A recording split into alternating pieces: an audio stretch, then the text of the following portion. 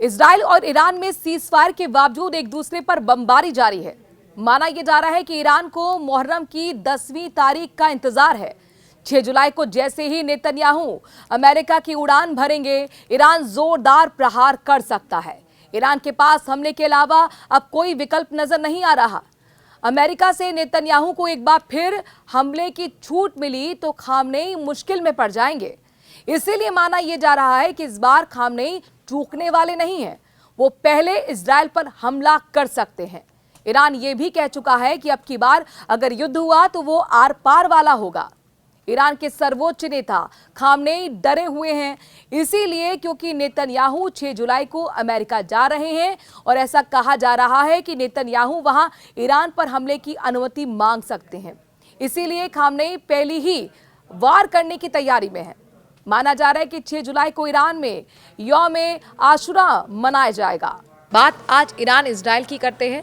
दरअसल ईरान हर हाल में एटमी बम हासिल करके ही रहेगा और ये बात यूं ही नहीं कही जा रही है। इजराइल से युद्ध विराम हो चुका है। अमेरिका के B-2 बॉम्बर्स ने डीप पेनिट्रेशन बॉम्ब भी ईरान के न्यूक्लियर साइट्स पर बरसा दिए हैं और गाजा में भी कहने को तो 60 दिन के सीजफायर की बात इजराइल मान चुका है, लेकिन अब हर तरफ एक सन्नाटा है। कहते हैं शांति और सन्नाटे में अंतर होता है। शांति सुकून देती है और सन्नाटा डराता है और खौफ से भर देता है। और ये सन्नाटा भी कुछ यही बता रहा है। क्या कुछ भीषण होने वाला है? अमेरिका की चुप्पी हर किसी को चुभ रही है, लेकिन ईरान अपनी तैयारी में लग गया है और चल पड़ा है उत्तर कोरिया की राह पर, वो भी उसकी मदद के साथ। क्या हुआ, कैसे हुआ, आज आपको ये सब कुछ हम बताने वाले हैं इस वीडियो में। दरअसल ईरान के परमाणु कार्यक्रम को लेकर यह पूरा युद्ध छिड़ा था।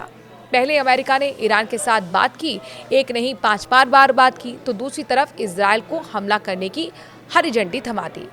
इजराइल ने ईरान के परमाणु कार्यक्रम का बहाना बनाकर ईरान पर एकाएक हमला बोल दिया। दुनिया को अमेरिका ये दिखा रहा था कि वो बातचीत कर शांति बहाली कर देगा, लेकिन हुआ बिल्कुल उलट। अमेरिका जब ये कह रहा था कि वो 2 हफ्ते में युद्ध में उतरने का फैसला करेगा, तब वॉशिंगटन में सीक्रेट मीटिंग में तय किया गया था कि अटैक का क्या प्लान है। और फिर यहाँ पर रातों रात अमेरिका के B-2 बॉम्बर्स ईरान के परमाणु अड्डों पर कहर बनकर टूट पड़े। खूब बम बरसाए गए। दावा किया गया कि ईरान के सारे परमाणु अड्डों को नेस्तनाबूद कर दिया गया है। लेकिन कुछ घंटों के बाद ही जो रिपोर्ट सामने आई, उसने अमेरिका के बड़े बड़े दिग्गज समेत प्रेसिडेंट डोनाल्ड ट्रंप की नींद भी उड़ा कर रख दी। क्योंकि रिपोर्ट्स में ये बताया गया कि ईरान ने अमेरिका के B-2 बॉम्बर्स के हमले के पहले ही अपने यूरेनियम को शिफ्ट कर दिया था और अब इसी यूरेनियम का इस्तेमाल ईरान खुद को परमाणु संपन्न बनाने के लिए करने जा रहा है। खबर यह है कि ईरान IAEA से बाहर हो चुका है और ईरान की संसद में इसे लेकर एक मत से प्रस्ताव भी पारित कर दिया गया है। IAEA यानी कि अंतर्राष्ट्रीय परमाणु ऊर्जा एजेंसी दरअसल दुनिया भर में परमाणु संवर्धन की निगरानी करने का काम करती है, लेकिन इसके लिए ज़रूरी ये है कि इस एजेंसी के साथ संबंधित देश का करार हो, ताकि IAEA के इंस्पेक्टर्स उस देश में चल रही परमाणु गतिविधि पर नजर रख सके और उस आधार पर रिपोर्ट तैयार कर पाए। ईरान के मामले में भी यही हुआ था। IAEA की तरफ से लगातार जारी की जा रही रिपोर्ट बार बार ये चेतावनी दे रही थी कि ईरान ने इतना यूरेनियम जुटा लिया है और वो कभी भी परमाणु बम बनाने की स्थिति में पहुंच जाएगा, वो भी एक नहीं 9 परमाणु बम। IAEA की इसी रिपोर्ट का हवाला देकर अमेरिका और इजराइल ईरान पर अपने परमाणु कार्यक्रम को सीमित करने या फिर समाप्त करने का दबाव बना रहे थे।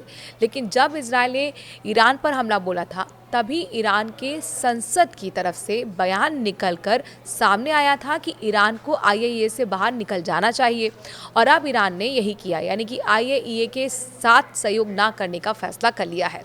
इसके मायने क्या है ये भी समझते हैं। इसका सीधा मतलब है कि अब IAEA के इंस्पेक्टर्स ईरान के किसी भी न्यूक्लियर प्रोग्राम की चेकिंग नहीं कर पाएंगे, यानी कि ईरान के परमाणु प्रोग्राम पर किसी भी तरह की अंतर्राष्ट्रीय निगरानी नहीं हो पाएगी। IAEA से अलग होने के बाद अब अगर ईरान बम बनाने के काम को शुरू कर देता है तो उसे रोकना नामुमकिन सा हो जाएगा। ऐसे में अगर IAEA को ईरान की किसी भी न्यूक्लियर साइट का निरीक्षण करना है तो इस ईरान की नेशनल सिक्योरिटी काउंसिल से इजाज़त लेनी होगी। बता दें कि उत्तर कोरिया का भी IAEA से कोई करार नहीं है और यही वजह है कि साल 2006 में उत्तर कोरिया ने परमाणु परीक्षण कर सबको चौंका दिया था। नॉर्थ कोरिया के किम जोंग की सबसे बड़ी ताकत उसका एटम बम ही है। वही एटम बम जिसके दम पर किम जोंग खुल्लम खुल्ला अमेरिका को धमकाने से पीछे नहीं हटते हैं। अब अमेरिका के पूर्व एनएसए जॉन बोल्टन ने किम जोंग के एटमी प्लान को लेकर सनसनीखेज दावा किया है। इसे लेकर बोल्टन ने 4 बड़े दावे किए हैं। दावा नंबर 1, एक ईरान के एटम बम वाले प्लान में किम जोंग का अहम रोल है। दावा नंबर 2, गुपचुप तरीके से ईरान की मदद कर रहा है नॉर्थ कोरिया। और दावा नंबर 3, नॉर्थ कोरिया में ईरान के परमाणु प्रोग्राम का एक हिस्सा मौजूद है। दावा नंबर 4, नॉर्थ कोरिया में भी ईरान का अंडरग्राउंड परमाणु सेंटर है। एक इंटरव्यू के दौरान जॉन बोल्टन ने ईरान के परमाणु प्रोग्राम को लेकर कहा कि मुझे सबसे बड़ी चिंता ये है कि ईरान के परमाणु कार्यक्रम के कुछ हिस्से उत्तर कोरिया के पहाड़ के नीचे स्थित हैं। जॉन बोल्टन का दावा यही है कि नॉर्थ कोरिया के अंदर भी ईरान के परमाणु प्रोग्राम का एक हिस्सा मौजूद है। वहीं दूसरी तरफ एंजलो स्टेट यूनिवर्सिटी में प्रोफेसर ब्रूस बैक्टोल मानते हैं कि ईरान के परमाणु प्रोग्राम के पीछे नॉर्थ कोरिया का बड़ा हाथ है। ब्रूस बैक्टोल का बता दें कि वो एक्सपर्ट हैं, विशेषज्ञ हैं और नॉर्थ कोरिया पर कई किताबें लिख भी चुके हैं। ब्रूस बैक्टोल की माने तो ईरान को यूरेनियम की सप्लाई नॉर्थ कोरिया से हुई। यही नहीं, ईरान के 3 अंडरग्राउंड परमाणु सेंटर फोर्डो, नतांज और इस्फहान को बनाने में नॉर्थ कोरिया ने पूरी मदद की थी। अब नॉर्थ कोरिया की पूरी कोशिश है कि ईरान जल्द से जल्द परमाणु बम बनाने में कामयाब हो। बड़ी बात यह है कि साल 2003 में नॉर्थ कोरिया परमाणु अप्रसार संधि से बाहर आया था और इसके 3 साल के भीतर ही उसने परमाणु परीक्षण कर दुनिया को हिलाकर रख दिया था। अब सवाल यही है कि ईरान के पास मौजूद 400 किलो यूरेनियम कहाँ है। सैटेलाइट तस्वीरों में फोर्डो परमाणु केंद्र के बाहर 16 ट्रक का काफिला दिखाई दिया।